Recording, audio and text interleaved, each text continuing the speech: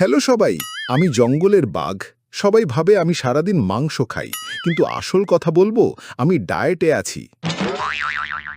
পেটটা দিন দিন বেড়ে যাচ্ছিল, তাই ডাক্তার বলল, বাঘ ভাই কম খান, নাহলে গর্জন দেওয়ার সময়ও হাঁপিয়ে পড়বেন। তখন থেকে আমি ভাত আর সবজি খাই।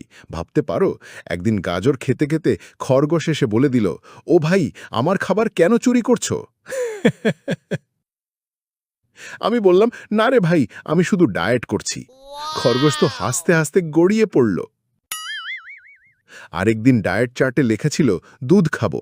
আমি গেলাম গরুর কাছে, বললাম, বোন, একটু দুধ দাও। আমি বললাম, না রে, আমি শুধু চা বানাবো।